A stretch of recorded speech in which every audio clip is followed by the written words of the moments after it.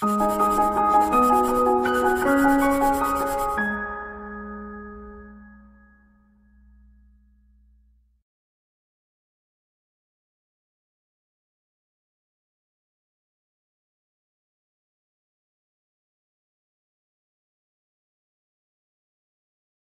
friends, welcome to Pro Talent and we are discussing about critical reasoning. काफी समय से students demand कर रहे थे कि सर क्रिटिकल रीजनिंग के ऊपर कोई वीडियो बनाए. This is a special video on critical reasoning that exactly उसको किस तरीके से अप्रोच करते हैं. ओके, सो इस पर्टिकुलर सेशन के अंदर I will be solving lot of questions with you and I will also give you some questions for homework. Okay, and you will really enjoy this entire discussion with us. So what is critical reasoning? Critical reasoning का मतलब होता है that in a given argument, in a given set of statements, एक argument होगा, उस argument के पहले कुछ fact दिए गए होंगे, उस fact के basis के ऊपर कुछ argument होगा. Okay, that will be a statement provided to you. फिर आपसे पूछा जाएगा कि इस पर्टिकुलर कंक्लूजन या स्टेटमेंट बोलने से पहले इसके पीछे का assumption क्या होगा. Yes, that's a kind of question available.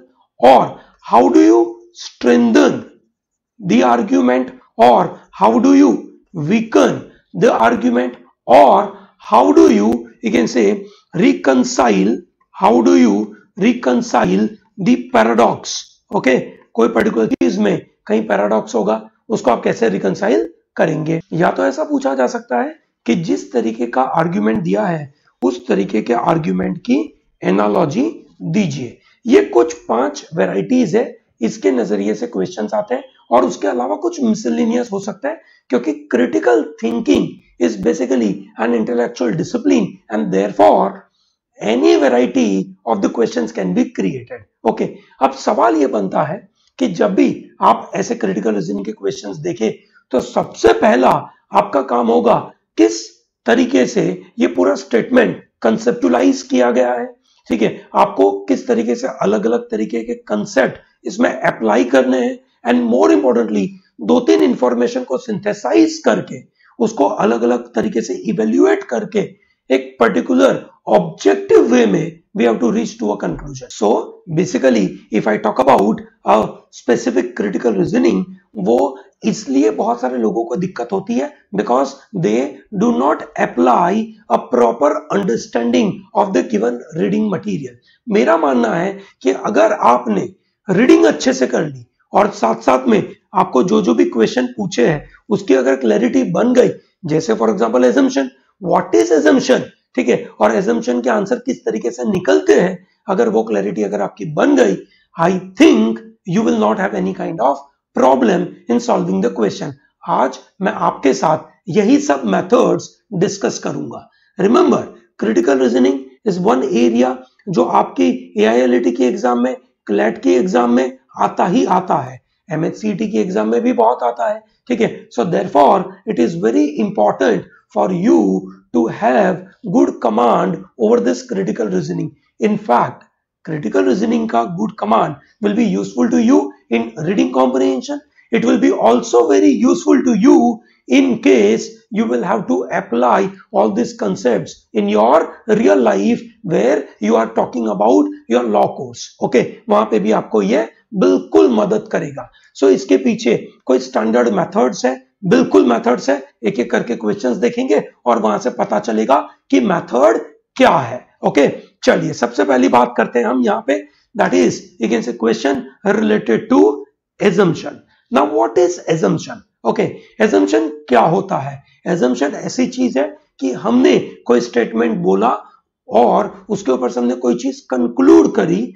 Conclude करने से पहले हम कोई चीज एज्यूम करेंगे कि इनके बीच में ये रिलेशनशिप है और इसकी वजह से हम ऐसा बोलेंगे. फॉर एग्जाम्पल अगर आपका कोई फ्रेंड आपसे बोलता है, oh this is a movie of Ayushmann Khurrana, और अगर आयुष्मान खुराना होगा तो पक्का अच्छी मूवी होगी. ठीक है, सो that means the assumption is, अगर उसका कंक्लूजन है कि अगर आयुष्मान खुराना है तो अच्छी मूवी होगी, उसके पीछे का एजम्पशन ये है कि हर एक मूवी आयुष्मान खुराना की अच्छी होती है, या आयुष्मान खुराना अच्छी मूवी पसंद करता है, या इस तरीके के एजम्पशन हम दे सकते हैं. Okay, so that's an assumption. Now how do you can से करेक्ट दिस क्वेश्चन. सबसे पहले तो पैराग्राफ पढ़ते हैं, उसके पीछे की इंफॉर्मेशन को असेसमेंट करते हैं. यही महत्वपूर्ण मुद्दा है that you will have to you can say watch this video and discuss this particular questions with me. आपको यहाँ पे जो मैं ये पूरा स्टेटमेंट पढ़ के उसके बारे में मेरे मन में क्या विचार बनते हैं और आपके मन में क्या बनने चाहिए वो मैं आपको सिखाने की कोशिश कर रहा हूं. वो इस पूरे डिस्कशन का महत्वपूर्ण पार्ट है. मैं आंसर कैसे लाता हूं वो सेकेंडरी मैटर है.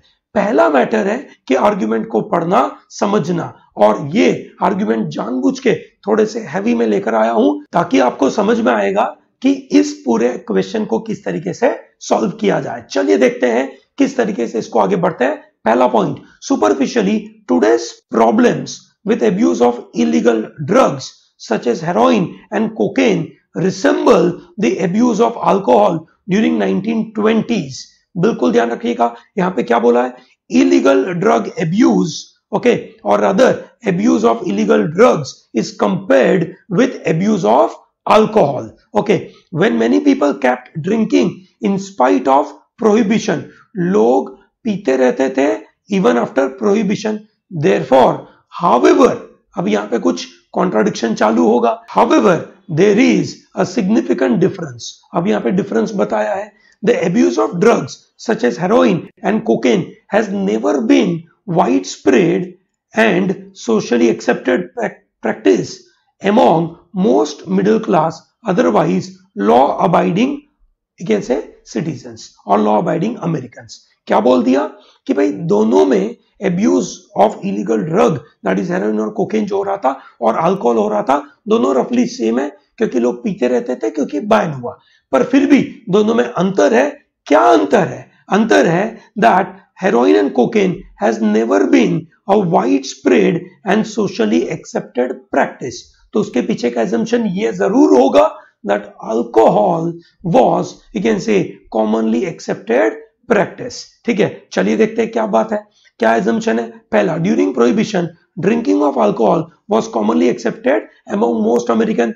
हो सकता है, बिल्कुल हो सकता है. Number two, as long as drugs are available, they will be abused despite laws for the contrary. ठीक है, इन्होंने बोला कि अगर ड्रग्स अवेलेबल है तो उसका अब्यूज होगा. ठीक है, अब ऐसा तो कुछ बोला नहीं है, और ऐसा जनरल स्टेटमेंट सबके लिए तो बोलना बहुत डिफिकल्ट है. ध्यान रखना, you should always avoid superlative answers. ठीक है, क्या कमेंट दे रहा हूं मैं आपको, avoid superlatives. Now what is the meaning of superlative? Superlative मतलब एक्सट्रीम बोलना, सबके लिए लगेगा, हर एक के लिए, या किसी के लिए भी नहीं लगेगा, ऐसा कुछ बोलना is a bad idea, because इतना सुपरलेटिव ऐसे क्रिटिकल रीजनिंग में नहीं चलता है. ठीक है, most Americans consider heroin and cocaine to be in the same category as alcohol. अगर सेम कैटेगरी होता तो ये जो हाउएवर वाला आर्ग्यूमेंट आता वो नहीं आता. ठीक है सर, आंसर 1 तो आ चुका है, फिर आप क्यों पढ़ रहे हो? मैं इसलिए पढ़ रहा हूं so that I can give you reasoning that why this option is not the right one. Remember another point. ठीक है, read each and every option. ठीक है, even if you get the answer I suggest read every option. Okay, अगला point है, in a democracy laws must be based on the fundamental beliefs and values of majority of citizens. अब ये इन्होंने कहा, ऐसा assumption है कि law should be based on such kind of moral principle. अब यहाँ पे ऐसा कोई बात नहीं हो रहा है, लॉ की बात हुई है, but it is not giving to this conclusion. Okay, an American popular opinion has always been molded primarily by the values of middle class. ठीक है, अब ये भी कोई बात नहीं हो रही है, because they are comparing the abuse of illegal drugs with abuse of alcohol, और उन दोनों में अंतर क्या है उसके बारे में बात हो रही है. So therefore answer has to be A. Okay, so let's see what is the answer. In fact answer is A. Okay, so I have given some reasoning here. जब आप इस पीडीएफ को डाउनलोड करें तो आपको ये रीजनिंग समझ में आए, इसकी वजह से मैंने डाला है. Okay, so that's an explanation. अगला पॉइंट है, new problems require new solutions and new problems arise with new populations and new technologies. सो नया प्रॉब्लम कहां से अराइज होता है? नई पॉपुलेशन और नई टेक्नोलॉजी, और नए प्रॉब्लम के लिए चाहिए क्या? नया solution. The solution of this problem require new institutions as well as new political and economic and social mechanism. So नए इंस्टीट्यूशन चाहिए और नए मैकेनिज्म चाहिए. यट, अब वापस ये कॉन्ट्राडिक्शन आ गया, ठीक है. Yet institutions and political and economic arrangements grow slowly and die slowly. तो ये जो सिस्टम है वो धीरे धीरे ग्रो करती है और धीरे धीरे मरती है, ठीक है. Because old institutions die slowly, new institution should be given every chance of success. Okay, तो जो ओल्ड इंस्टीट्यूशंस है, अभी ये कंक्लूजन है, ध्यान रखना, दिस इज अ कंक्लूजन, ठीक है. कोई भी क्रिटिकल रीजनिंग के अंदर एक कंक्लूजन चाहिए which will be termed as an argument. Okay, which will be termed as an argument. Okay, और ये आर्ग्यूमेंट बोलने के लिए कुछ आपको कनेक्ट करना पड़ेगा. ओके, और वो कनेक्शन का एजम्पशन रिलेटेड क्वेश्चन एग्जाम में आता है. ओके, चलिए, ग्रेट. सो क्या कंक्लूजन है? Because old institutions die slowly, new institution should be given every chance of success. Okay, this is what they are talking about. Okay, ठीक है. चलिए देखते हैं किस तरीके से हम इसके ऊपर का assumption बोल सकते हैं. पहला, new institutions are needed because old institutions are inefficient. ठीक है, नए इंस्टीट्यूशन चाहिए. ठीक है, इन्होंने बोला है नए इंस्टीट्यूशन क्यों चाहिए? क्योंकि नए प्रॉब्लम आ रहे हैं. नए प्रॉब्लम क्यों आ रहे हैं? नया पॉपुलेशन है, नई टेक्नोलॉजी है, और ये नहीं है कि ओल्ड इंस्टीट्यूशंस आर इनएफिशिएंट, तो ये नहीं होगा. ठीक है, अगला पॉइंट है, new institutions are created in order to solve existing problems. ठीक है भाई, नए institutions are created in order to solve existing problem. बिल्कुल गलत है. नए प्रॉब्लम सॉल्व करने के लिए नए, समझ में आया? एक एक वर्ड काम का है. So if you are not reading it thoroughly, believe me, you will have a problem. Number C, if there were new growth, old institutions would die more slowly. ठीक है, सॉरी मैंने गलत पढ़ा. If there were no growth, अगर कोई नया growth नहीं होगा, ठीक है, तो old institutions would die more slowly. Now such kind of relationship is not established. That means नए इंस्टीट्यूशन अगर नहीं आएंगे तो पुराने और स्लोली मरेंगे, ये नहीं पता. ये पता है दैट इंस्टीट्यूशंस डाई स्लोली, इतना पता है. So therefore we can not reach to such, we can say conclusion. ध्यान रखना. Okay, as old institutions are phased out, new ones take their place. ठीक है, नए इंस्टीट्यूशन जाएंगे, सॉरी पुराने जाएंगे, नए आएंगे, ऐसा बोल सकते हैं. There is a possibility. Okay, socio technological change requires new forms of institutional arrangement. Okay, so social and technological changes. ठीक है, कहां से पता चला? The solutions of this problem require new institutions as well as new political, economic and social mechanism. Now this political, economic and social mechanism with the technology, ठीक है, will require new forms of institutional arrangement. ये बोला इन्होंने. Yes, ठीक है, तो ये जो इन्होंने बोला है कि जो एवरी चांस ऑफ सक्सेस उसको देना चाहिए, उसके पीछे ये बोलना जरूरी है that new technological changes, new social changes, they require new forms of institutional arrangement. ये बोल सकते हैं, बिल्कुल बोल सकते हैं. ठीक है, सो ये ई वुड बी बेटर वन. ठीक है, डी क्यों नहीं सही होगा? डी बोलता है as old institutions are phased out, new ones will take their place. ठीक है, ये कोई एजम्पशन नहीं है, ये एक तरीके से कंक्लूजन है. एजम्पशन क्या होता है? आर्ग्यूमेंट बोलने के पहले कुछ बोलना. ठीक है, सो अगर मैं बोलता हूं कि ओल्ड इंस्टीट्यूशन फेज आउट हो जाएंगे, नए चाहिए होंगे, ठीक है, तो ये कोई एजम्पशन नहीं है, ये कंक्लूजन है. बोला ऐसा है कि नए प्रॉब्लम के लिए नए इंस्टीट्यूशन चाहिए, और इसकी वजह से ये जो ई है that's a perfect one. Okay, so इन्होंने क्या बोला है? New technology and population represent problem related to socio-technological changes and therefore they require new mechanism. ये मुद्दे के ऊपर हम बोल सकते हैं आंसर E है. I hope that is getting into your head clearly. समझ आ रहा होगा. आगे बढ़ते हैं and talk about question number 3, the existence of flying saucers. बिल्कुल ध्यान से सुनना, बहुत मजेदार आर्ग्यूमेंट है यहाँ पे. existence of flying saucers, unidentified flying objects supposedly piloted by extraterrestrial being.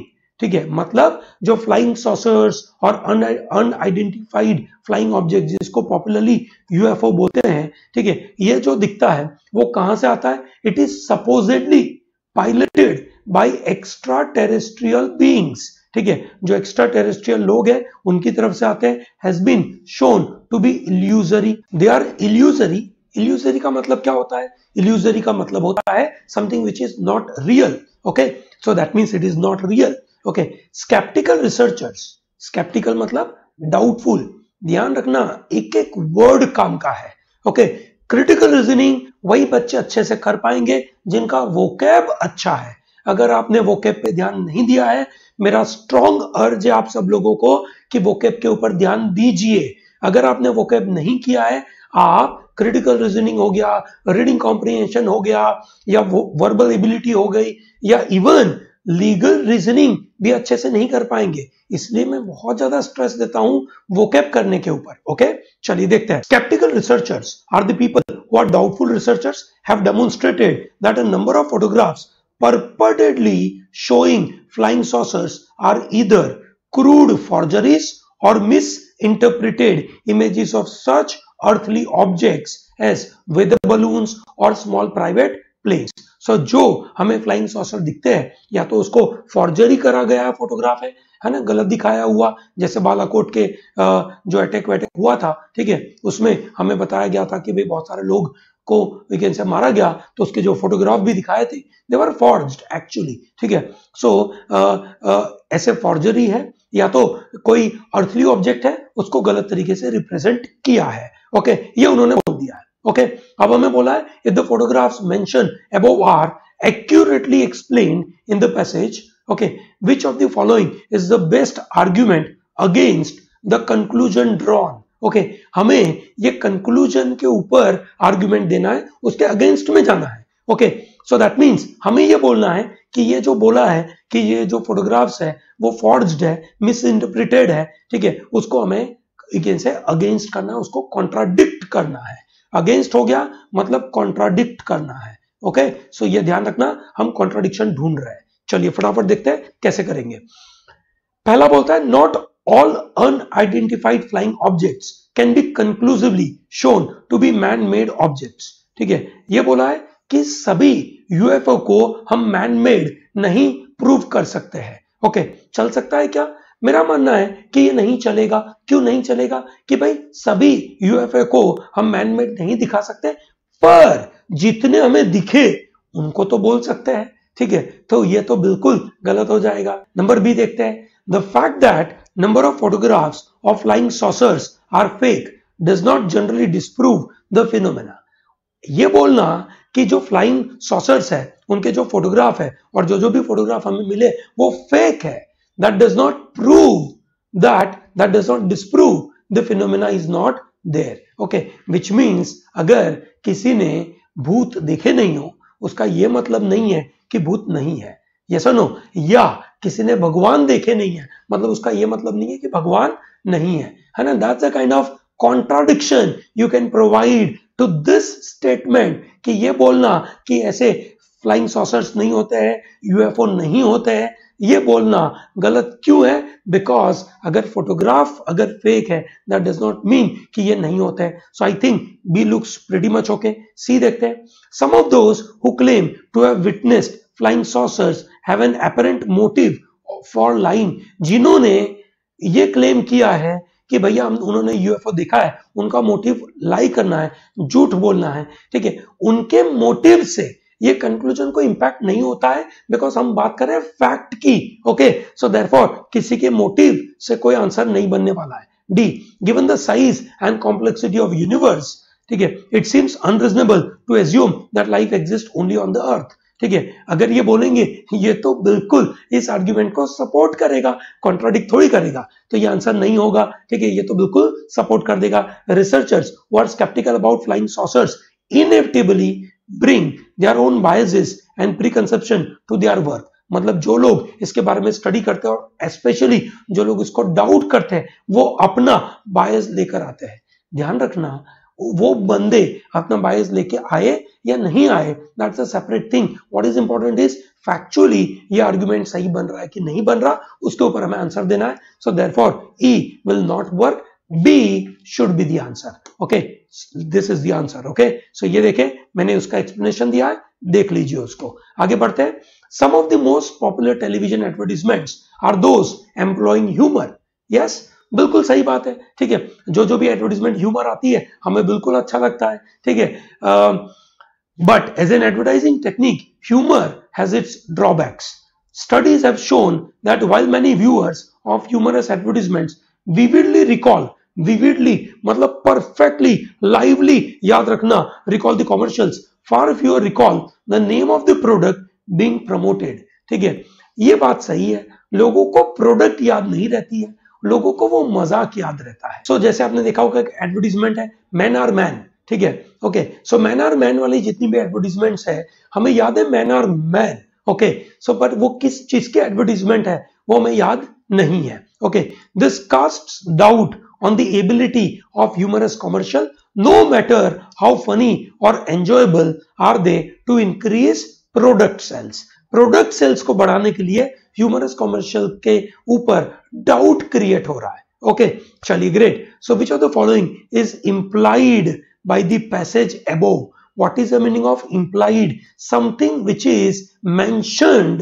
ठीक है, something which is mentioned एक तरीके से imply कर चुके हैं, उसके ऊपर से हमें इंटरप्रेट करना है। पहला, humorous commercials tend to reduce the credibility of products in the eyes of viewers. Humorous, कितना बड़ा एक से परेशानी वाला स्टेटमेंट बोल दिया। क्या बोल दिया? ह्यूमरस कमर्शियल एक से डाउट और दे रिड्यूस क्रेडिबिलिटी, है ना, उनकी विश्वसनीयता के ऊपर सवाल पैदा करता है। ऐसा हो सकता है क्या? ऐसा कुछ नहीं बोला उन्होंने, बोला लोगों को प्रोडक्ट याद नहीं है, ह्यूमरस पॉइंट याद है, तो ये नहीं चलेगा। ओके, बी पढ़ते हैं। Though enjoyable humorous commercials are often less memorable than serious commercial. ठीक है, लेस कमर्शियल, लेस मेमोरेबल। ठीक है, अब प्रोडक्ट मतलब पूरा जो एडवर्टीजमेंट है वो लेस मेमोरेबल है, नहीं, उन्होंने उल्टा बोला that humorous are more memorable, हमें याद है। ठीक है, तो ये तो बिल्कुल गलत हो जाएगा। So this is wrong. See पढ़ते हैं। The most important criterion of a successful advertisement is its ability to increase product sales. और वो प्रोडक्ट सेल नहीं कर पाता है क्योंकि लोगों को प्रोडक्ट याद नहीं है, तो इसलिए सेल्स हुआ नहीं, इसलिए उसकी इफेक्टिवनेस के ऊपर डाउट क्रिएट हो रहा है। परफेक्ट है, तो सी लुक्स बेटर। डी पढ़ते हैं। Humorous commercials may alienate almost as many viewers as they entertain. Humorous commercial लोगों को दूर करता है, जितने लोगों को एंटरटेन करता है उतने ही लोगों को एलियनेट करना मतलब उनको दूर करना। ठीक है, एलियन बना देना, ऐसा कुछ बोला नहीं है। Ultimate goal of advertising is to increase the name recognition of the product being promoted. ठीक है, प्रोडक्ट का नाम रिकॉग्नाइज करवाना हो सकता था। क्यों हो सकता था? बिकॉज ये नाम याद करवाने पे मदद करता है, पर इन्होंने क्लियर कट बोल दिया था increase product sales. So therefore C is a better answer compare to E, and therefore answer has to be E. Okay, ये एक्सप्लेनेशन को आप पढ़िएगा, this is for your reference so that you can really understand the entire argument. Okay, so इस PDF को download करने का नहीं भूलिएगा और वहां पे आपको ये मदद करेगा। आगे देखते हैं अगला question. Government spending in support of pure research is often treated somehow wasteful. Okay, so research के ऊपर गवर्नमेंट की spending will be termed as wasteful, as though only immediate technological application can justify any scientific or scientific endeavour. मतलब कोई भी scientific effort पे अगर हम बात करें, ठीक है, तो उसका इमीडिएट टेक्नोलॉजिकल एप्लीकेशन होना चाहिए। यट वापस कॉन्ट्रास्ट आया, ध्यान रखना। Unless the well of basic knowledge is continually replenished through pure research, the flow of beneficial technology will soon dry up. मतलब अगर एक कुआं नहीं भरा होगा है ना बहुत सारे नॉलेज की वजह से, तो उसमें से कुछ चीजों का जो एप्लीकेशन होना चाहिए वो तो खत्म ही हो जाएगा। Today's pure research may appear to be little use but no one can tell what good it may yield someday. One might just as well ask of what use is a newborn baby. ठीक है, मतलब newborn baby का क्या लेकिन से जरूरत है, what is the use? The use may be tomorrow that person may be Mahatma Gandhi, tomorrow that person may be Narendra Modi, or tomorrow that person may be, you can say, any big leader or scientist or anyone for that matter. Okay, so that means अगर कोई newborn baby है, ठीक है, मतलब कोई शुरुआत के stage पे, तो उसको हम डिस्कार्ड नहीं कर सकते. To which of the following would author compare newborn baby mentioned in the last sentence? तो इन्होंने न्यूबॉर्न बेबी को किसके साथ कंपेयर किया? उन्होंने न्यूबॉर्न बेबी को कंपेयर किया विद साइंटिफिक रिसर्च, जिसका अभी कोई इमीडिएट यूज नहीं है, पर इसका यूज फ्यूचर में आ सकता है. ठीक है, just like a newborn baby may be useful in the future. A technological breakthrough based on pure research, ठीक है, उसके बारे में बात करी नहीं. ठीक है, गवर्नमेंट फंडिंग, उसके बारे में बात ही नहीं है. Public support, no. The flow of public benefit, no. A scientific discovery with no immediate apparent application, बिल्कुल सही बात है. ये should be the answer. Okay, चलिए, great. So this is the perfect answer, and indeed that is the answer. Coming to next question. A recent communique noted that China's foreign minister told officials in Italy that Beijing intends to maintain and extend its open door policy to the West. Yes, so open door policy है उनकी, तो waste वालों को वो अपने साथ लेना चाहते हैं. ओके, आपको पता होगा इटली ने रिसेंटली BRI साइन किया है. What is BRI? फटाफट फुल फॉर्म बताइए. ओके, चलिए, ग्रेट. ठीक है, the minister also said that China would continue with its programme of political and economical changes despite a recent campaign against western ideas and foreign aids. So एक उन्होंने campaign चलाया था against western ideas, और उसके बावजूद ये लोग बोलते हैं कि that our program, you can say, would continue with its programme of political economic change which is in support of the new idea that open door policy. Okay, ये उन्होंने कम्युनिक किया है. Okay, the writer of the communique above makes which of the following assumption?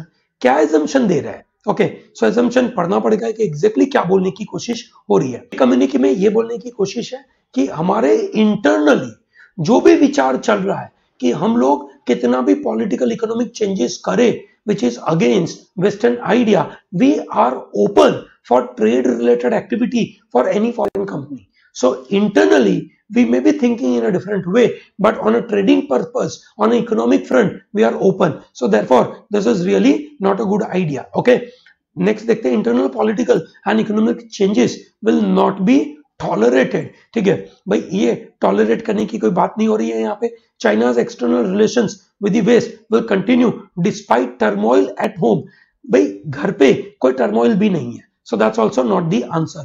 घर पे कोई पंगा है फिर भी हम बाहर की बातें नहीं, घर पे हम जो करना चाहे, हम रोकना चाहे, पर हम फॉरेन में तो भाई रोक सकते हैं. Internal changes, China will not follow Western models, although foreign trade between them may continue. Internal changes में वो लोग वेस्टर्न आइडिया को फॉलो नहीं करेंगे और ट्रेड भले बाहर चलता रहे, which looks pretty much good. China's foreign minister does not, you can say, realizes that open door policy and rejection of Western ideas are mutually exclusive. अब हम ये उनके ऊपर कमेंट कैसे कर सकते हैं, क्योंकि कहीं पे भी ये नहीं बोला है दैट चाइनीज जो फॉरेन मिनिस्टर है उसके बारे में मैं कोई टोन, कोई स्पेसिफिक शब्दों के द्वारा ये नहीं बोला कि ये आदमी सही तरीके से बोल नहीं रहा है, उसको समझ नहीं है, ऐसा कोई वर्ड नहीं आ रहा है. हमें उसके कम्युनिक के पीछे का एजम्पशन चाहिए, वो भाई साहब ने क्या सोच के, तो भाई साहब ने क्या एजम्पशन के ऊपर बोला होगा. वो भाई साहब ने बोला है कि भैया हम फॉरेन ट्रेड अलाउ करेंगे, इंटरनली जो भी पंगा हो, that's pretty much okay. Okay, चलिए, ग्रेट. सो आंसर क्या होना चाहिए मेरे हिसाब से? D. D is a perfect answer. So with this I am closing this particular module. ठीक है, मुझे लगता है कि इन 5 क्वेश्चन को आप अच्छे से देखें, ठीक है, और इसको अच्छी तरीके से दिमाग में डालिए.